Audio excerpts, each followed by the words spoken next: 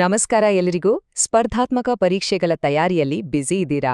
ಹಾಗಾದ್ರೆ ಪರೀಕ್ಷೆ ದೃಷ್ಟಿಯಿಂದ ತುಂಬಾನೇ ಇಂಪಾರ್ಟೆಂಟ್ ಆಗಿರೋ ಕೆಲವೊಂದು ಕರೆಂಟ್ ಅಫೇರ್ಸ್ ಅನ್ನ ಬನ್ನಿ ಸಿಂಪಲ್ ಆಗಿ ಕ್ಲಿಯರ್ ಆಗಿ ಅರ್ಥ ಮಾಡ್ಕೊಳ್ಳೋಣ.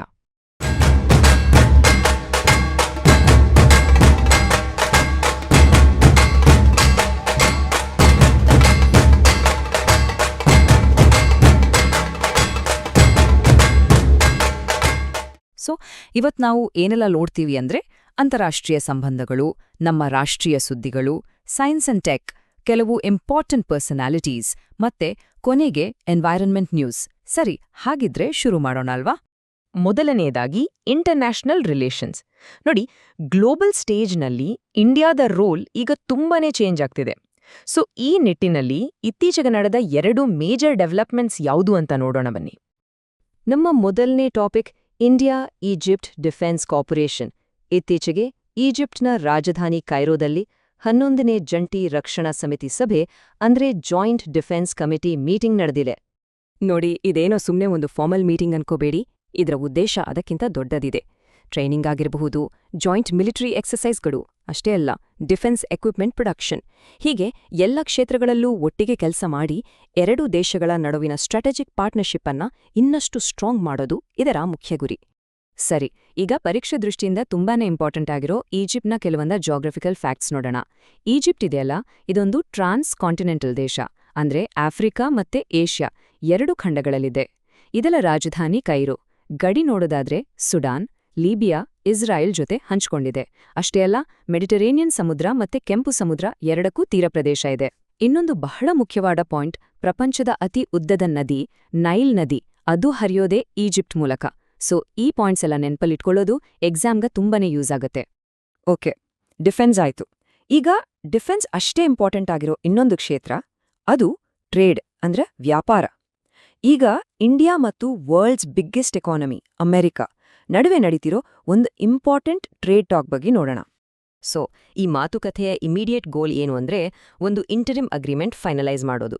ಆದ್ರೆ ಇದರ ಲಾಂಗ್ ಟರ್ಮ್ ವಿಷನ್ ಇನ್ನೂ ದೊಡ್ಡದಿದೆ. ಏನದು? ಇದು ಮುಂದೆ ಒಂದು full fledged bilateral trade agreement ಅಂದ್ರೆ BTA ದಾರಿ ಮಾಡ್ಕೊಡುತ್ತೆ. ಒಂದು ವೇಳೆ ಇದು ಸಾಧ್ಯವಾದ್ರೆ ನಮ್ಮ ದೇಶದ ಎಕ್ಸ್ಪೋರ್ಟ್ಸ್ಗೆ ಇದು ಒಂದು ದೊಡ್ಡ ಬೂಸ್ಟ್ ಕೊಡೋ ಸಾಧ್ಯತೆ ಇದೆ. ಸರಿ, ಇಂಟರ್ನ್ಯಾಷನಲ್ ನ್ಯೂಸ್ ಆಯ್ತು. ಈಗ ನಮ್ಮ ದೇಶದೊಳಗಿನ ನ್ಯಾಷನಲ್ ನ್ಯೂಸ್ ಕಡೆ ಬರೋಣ. ಇಲ್ಲಿ ನಮ್ಮ ಸಮಾಜದ ಮೇಲೆ ಡೈರೆಕ್ಟ್ ಇಂಪ್ಯಾಕ್ಟ್ ಮಾಡೋ 2 ಇಂಪಾರ್ಟೆಂಟ್ ಗವರ್ಮೆಂಟ್ ಸ್ಕೀಮ್ಸ್ ಬಗ್ಗೆ ತಿಳ್ಕೊಳ್ಳೋಣ.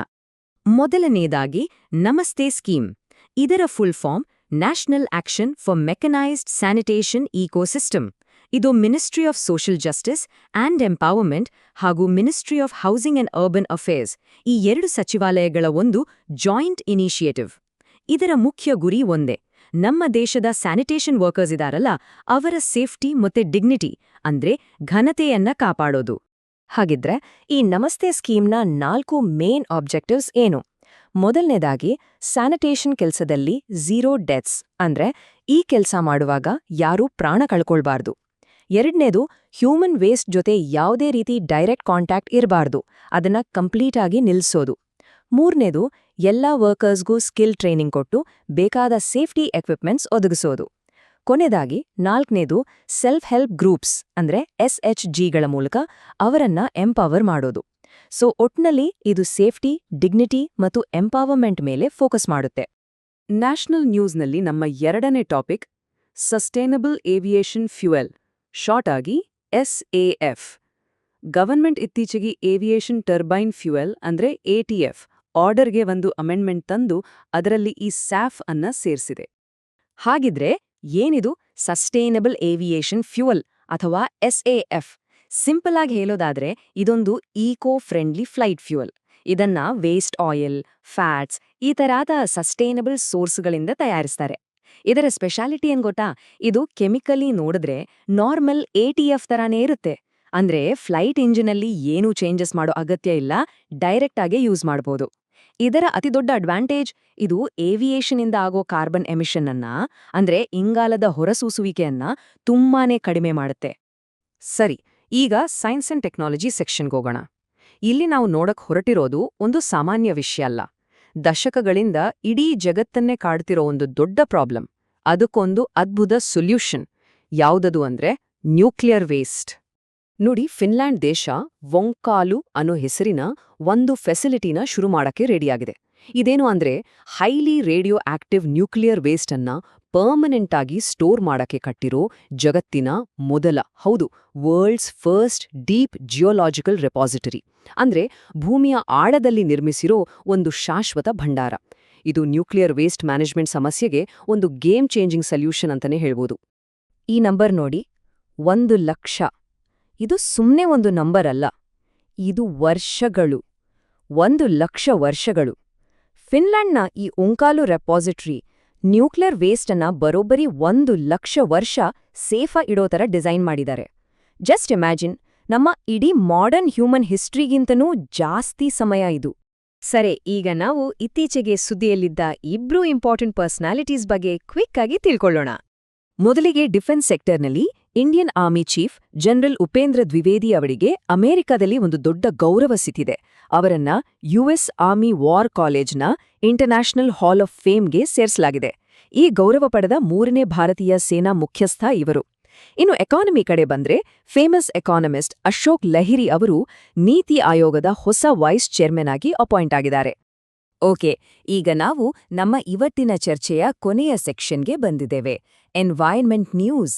ಇಲ್ಲಿ ಒಂದು ಇಂಟ್ರೆಸ್ಟಿಂಗ್ ಎನ್ವೈರ್ನ್ಮೆಂಟಲ್ ಮತ್ತು ಟ್ರೈಬಲ್ ರೈಟ್ಸ್ ಇಶ್ಯೂ ಬಗ್ಗೆ ಮಾತಾಡೋಣ. ಒಡಿಶಾದ ಹಸಿರು ಬಂಗಾರ ಅಂದ್ರೆ ಗ್ರೀನ್ ಗೋಲ್ಡ್ ಆಫ್ ಒಡಿಶಾ. ಕೇಳೋಕೆ ಎಷ್ಟ್ ಚೆನ್ನಾಗಿದೆ ಅಲ್ವಾ? ಇದು ಬೇರೆ ಯಾವುದಕ್ಕೂ ಅಲ್ಲ, ಕೇಂದು ಎಲೆಗಿರೋ ಇನ್ನೊಂದು ಹೆಸರು. ಏನಿದು, ಇದರ ಸ್ಪೆಷಾಲಿಟಿ ಏನು? ಬನ್ನಿ ನೋಡೋಣ. ಈ ಕೇಂದು ಎಲೆ ಇದೆಯಲ್ಲ, ಇದರ ಸೈಂಟಿಫಿಕ್ ನೇಮ್ ಡಯೋಸ್ಪಿರೋಸ್ ಮೆಲನೋಕ್ಸಿಲಾನ್. ಇದೊಂದು ನ್ಯಾಷನಲೈಸ್ಡ್ ಮೈನರ್ ಫಾರೆಸ್ಟ್ ಪ್ರೊಡ್ಯೂಸ್. ಇದನ್ನ ಮೇನಾಗಿ ಯೂಸ್ ಮಾಡೋದು ಬೀಡಿ ಸುತ್ತೋಕೆ. ಅಷ್ಟೇ ಅಲ್ಲ, ಇದಕ್ಕೆ ಮೆಡಿಸಿನಲ್ ವ್ಯಾಲ್ಯೂ ಕೂಡ ಇದೆ. ಇದರೊಂದು ಯುನೀಕ್ ಕ್ವಾಲಿಟಿ ಏನು ಅಂದ್ರೆ ಇದು ಒಣಗದಿರೂ ಕೂಡ ಕ್ರ್ಯಾಕ್ ಆಗಲ್ಲ.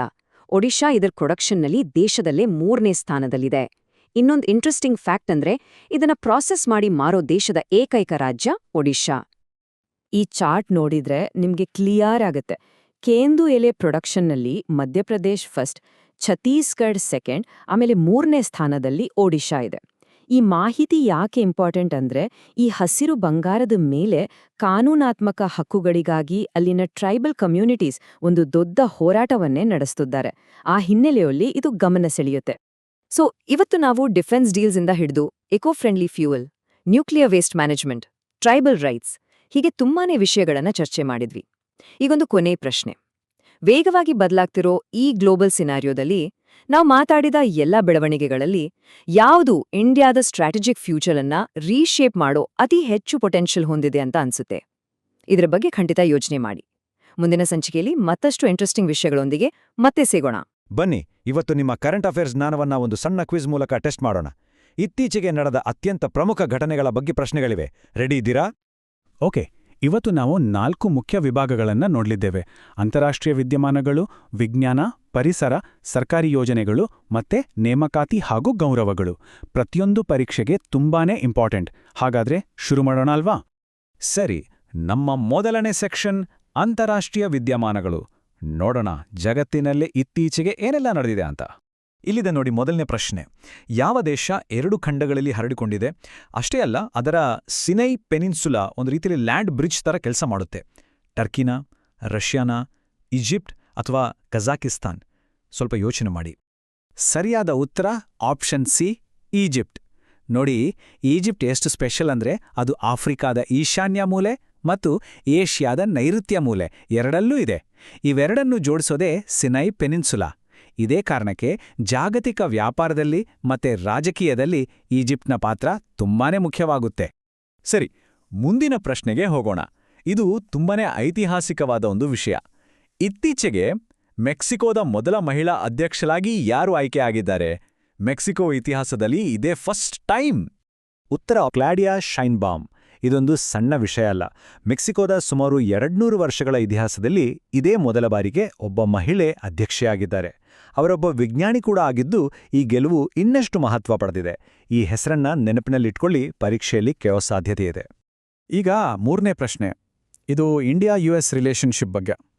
ಇತ್ತೀಚೆಗೆ 2 ದೇಶಗಳ ನಡುವೆ ಟ್ರೇಡ್ ಟಾಕ್ಸ್ ನಡೀತವಲ್ಲ, ಅದರ ಮುಖ್ಯ ಉದ್ದೇಶ ಏನಿತ್ತು? ಸರಿಯಾದ ಉತ್ತರ ಅಂದ್ರೆ ಒಂದು ದ್ವಿಪಕ್ಷೀಯ ವ್ಯಾಪಾರ ಒಪ್ಪಂದ ಅಥವಾ ಬೈಲ್ಯಾಟರಲ್ ಟ್ರೇಡ್ ಅಗ್ರಿಮೆಂಟ್ BTA ಅನ್ನ ಫೈನಲೈಸ್ ಮಾಡೋದು. ಈ ಮಾತುಕತೆಗಳನ್ನು ಕನ್ಸ್ಟ್ರಕ್ಟಿವ್ ಮತ್ತೆ ಫಾರ್ವರ್ಡ್ ಲುಕಿಂಗ್ ಅಂತ ಹೇಳಲಾಗ್ತದೆ. ಅಂದ್ರೆ ಎರಡೂ ದೇಶಗಳಿಗೂ ಅನುಕೂಲ ಆಗೋ ಹಾಗೆ market access, non tariff measures ಈ ಥರದ ವಿಷಯಗಳ ಮೇಲೆ ಚರ್ಚೆ ಆಗಿದೆ. ಓಕೆ, ಈಗ ಎರಡನೇ ಸೆಕ್ಷನ್ಗೆ ಜಂಪ್ ಆಗೋಣ. ಇದು ಸೈನ್ಸ್ ಮತ್ತು ಎನ್ವಿರಾನ್ಮೆಂಟ್ಗೆ ಸಂಬಂಧಿಸಿದ್ದು. ನೋಡೋಣ ಈ ಫೀಲ್ಡ್ನಲ್ಲಿ ಏನೆಲ್ಲ ಹೊಸ ಬೆಳವಣಿಗೆಗಳಾಗಿವೆ ಅಂತ. ಈ ಪ್ರಶ್ನೆ ತುಂಬಾನೇ ಇಂಟ್ರೆಸ್ಟಿಂಗ್ ಆಗಿದೆ. ವಂಕಾಲೋ ಅಂತ ಇತ್ತೀಚೆಗೆ ಬಹಳ ಸುದ್ದಿಯಲ್ಲಿತ್ತು. ಇದು ಜಗತ್ತಿನ ಮೊದಲ ಪರ್ಮನೆಂಟ್ ಡೀಪ್ ಜಿಯಾಲಜಿಕಲ್ ರೆಪಾಸಿಟರಿ. ಹಾಗಾದ್ರೆ ಇದು ಯಾವ ದೇಶದಲ್ಲಿದೆ? ಇದು ತುಂಬಾನೇ ಇಂಪಾರ್ಟೆಂಟ್ ಕ್ವೆಶ್ಚನ್. ಸರಿಯಾದ ಉತ್ತರ ಫಿನ್ಲ್ಯಾಂಡ್. ಈ ಇಮೇಜ್ ನೋಡಿದ್ರೆ ನಿಮಗೆ ಕ್ಲಿಯರಾಗಿ ಗೊತ್ತಾಗುತ್ತೆ. ಇದು ನ್ಯೂಕ್ಲಿಯರ್ ವೇಸ್ಟ್ ಅಂದ್ರೆ ಪರಮಾಣು ತ್ಯಾಜ್ಯವನ್ನ ಭೂಮಿಯ ಆಳದಲ್ಲಿ ಸೇಫಾಗಿ ಇಡೋಕೆ ಮಾಡಿರೋ ಒಂದು ವ್ಯವಸ್ಥೆ. ಸುಮಾರು 450 ಮೀಟರ್ ಆಳದಲ್ಲಿ 1,00,000 ವರ್ಷಗಳ ಕಾಲ ಈ ವೇಸ್ಟ್ ಸುರಕ್ಷಿತವಾಗಿರುತ್ತೆ. ಜಗತ್ತಿನ ಈ ಸಮಸ್ಯೆಗೆ ಇದೊಂದು ಅದ್ಭುತ ಪರಿಹಾರ ಅಂತಾನೆ ಹೇಳ್ಬೋದು.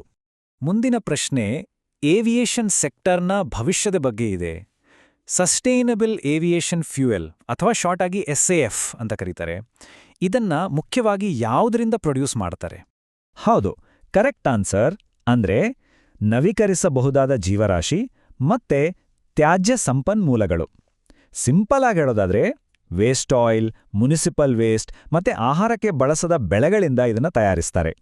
ಇದರ ಸ್ಪೆಷಾಲಿಟಿ ಏನಂದ್ರೆ ಇದು ಕೆಮಿಕಲ್ ಆಗಿ ನಾರ್ಮಲ್ ಜೆಟ್ ಫ್ಯೂಲ್ ತರಾನೇ ಇರುತ್ತೆ. ಇದರಿಂದ ಫ್ಲೈಟ್ ಇಂಡಸ್ಟ್ರಿ ತನ್ನ ಕಾರ್ಬನ್ ಫುಟ್ಪ್ರಿಂಟ್ ಅನ್ನ ಕಡಿಮೆ ಮಾಡ್ಕೊಳ್ಳೋಕೆ ದೊಡ್ಡ ಹೆಲ್ಪ್ ಆಗುತ್ತೆ. ಸರಿ, ಈಗ ನಮ್ಮ ಮೂರನೇ ಸೆಕ್ಷನ್. ಇದು ಗವರ್ಮೆಂಟ್ ಸ್ಕೀಮ್ಸ್ ಮತ್ತೆ ರಿಪೋರ್ಟ್ಸ್ ಬಗ್ಗೆ. ನಮಸ್ತೆ ಸ್ಕೀಮ್ ಬಗ್ಗೆ ಕೇಳಿದ್ದೀರಾ? ಇದನ್ನ ಜಂಟಿಯಾಗಿ ಇಂಪ್ಲಿಮೆಂಟ್ ಮಾಡ್ತಿರೋ 2 ಕೇಂದ್ರ ಸಚಿವಾಲಯಗಳು ಯಾವುವು? ಸರಿಯಾದ ಉತ್ತರ ಸಾಮಾಜಿಕ ನ್ಯಾಯ ಮತ್ತು ಸಬಲೀಕರಣ ಸಚಿವಾಲಯ ಜೊತೆಗೆ ವಸತಿ ಮತ್ತು ನಗರ ವ್ಯವಹಾರಗಳ ಸಚಿವಾಲಯ. ಈ ಟೇಬಲ್ ನೋಡಿ. ಈ ಸ್ಕೀಮಿನ ಮುಖ್ಯ ಉದ್ದೇಶ ಝೀರೋ ಫೇಟಾಲಿಟೀಸ್ ಇನ್ ಸ್ಯಾನಿಟೇಷನ್ ವರ್ಕ್ ಅಂದ್ರೆ ಒಳಚರಂಡಿ ಸ್ವಚ್ಛಗೊಳಿಸೋ ಕೆಲಸದಲ್ಲಿ ಯಾವುದೇ ಸಾವು ಸಂಭವಿಸಬಾರದು ಅನ್ನೋದು.